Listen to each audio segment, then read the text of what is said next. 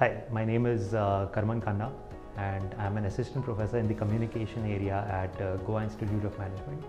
And I also handle the accreditations work at the institute. So the school and Goa, these are kind of contradictory things. If you say that you study in Goa, people are like, who studies in Goa? It's a vacation spot, as most people know. But Goa Institute of Management has carved a space for itself in the education space in Goa. And this is something we make very clear to the students that please don't focus on the Goa in the Institute of Management. It's a management institute.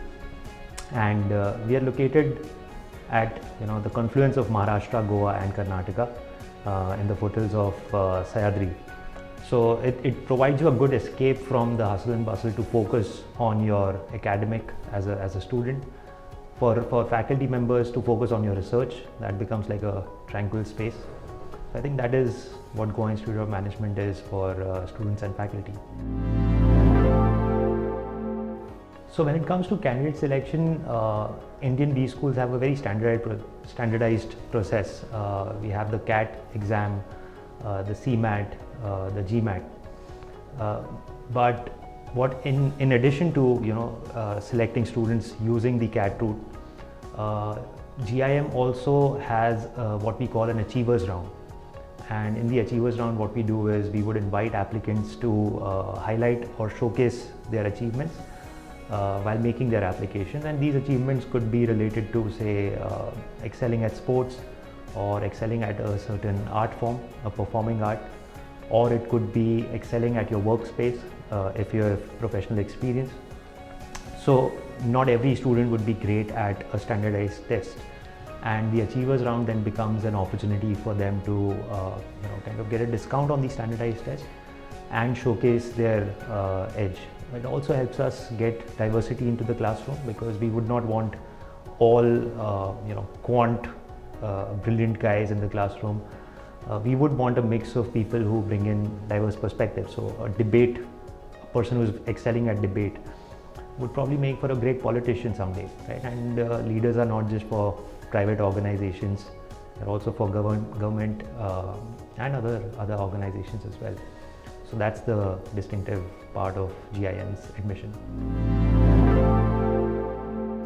So GIM has a society at the top and then a board of governors. So our governance is different, as it's not a family owned or an individual owned institute, and that kind of gives us the freedom to be flexible with our approach for admissions or utilizing of resources. So the governance is really what distinguishes GIM from other B schools in India. GIM has a portfolio of several PGDM programs. It's not just one general management program. We have a healthcare management program, we have a big data analytics, and we have a banking, insurance and financial services PGDM. So each of these are specialized in the sense that in the first year you would have the exposure to the breadth of management. So accounting would be a part of each of these, or say marketing. But in the second year, you would then get into the depth of each of these verticals, the industry verticals. So say for example, you get a healthcare management student. Now this student would immerse themselves in the management principles of accounting, marketing, operations. But then you also have a specialization, say for example, in hospital administration, or medical devices and equipment, or public health. Right? So I think in that way the positioning is pretty clear that the specific PGDM that we offer, in addition to the breadth, the depth is what adds value to the students. So PGDM is postgraduate diploma in management, and it is equivalent to an MBA degree. However, because of certain regulatory bodies, we do not call it an MBA. Only a university can offer an MBA, and the IIMs can offer an MBA under the Special IIMs Act. So in a sense, it's more of a tag difference, but as far as the curriculum goes, as far as the rigor goes, as far as the exposure of the students go. A PGDM is exactly the same as an MBA. And since that's just a tag difference, the PGDM MBA, and apart from that, the curriculum, the rigor of the program, the exposure of the students is exactly like an MBA course. That's the reason why we are also AMBA and BG accredited. At the program level, as I mentioned, we have the BIFS, HCM, Big Data Analytics, and the general MBA. But in each of these, you would have, say for example, you can specialize in finance, you can specialize in operations, you can specialize in marketing, and human resource and organizational behavior. So these would be the core management areas where a student can decide, I want to concentrate more of my subjects in a particular area and build my expertise in that particular vertical. So the alumni is over, I think, 8,000 to 9,000 in number now, and spread across the globe. So every, I think, 6 months or probably 3 months, I'm a little unsure of that, but there are these chapters conducted. So we had a Dubai chapter, a London chapter, a Singapore chapter. In India itself, we would have a Bangalore, Delhi, Bombay, Pune.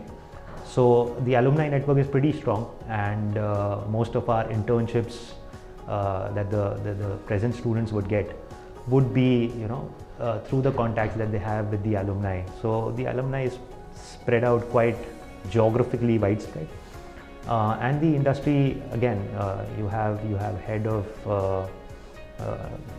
I forget names now, but senior position in banks, senior position in media firms. So these are headed by GIM alumni. So GIM has international partnerships with over, I think, 12 universities. Most of our exchange happens with Antwerp and Warsaw. That's one of the primary exchange partners that we have.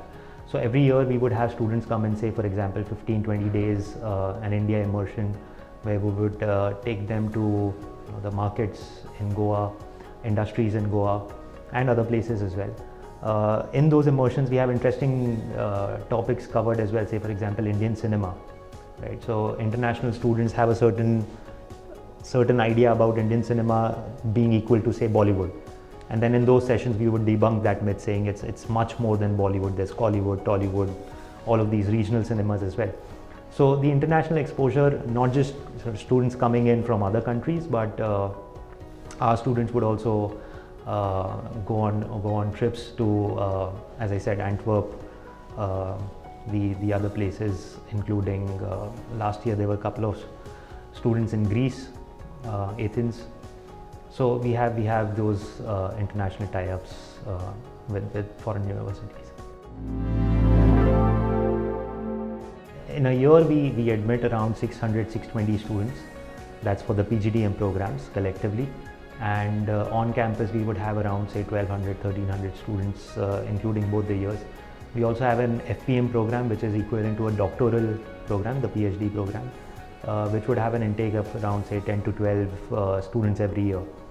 And as far as the applications go, the last couple of years have been great for GIM. We saw record applications.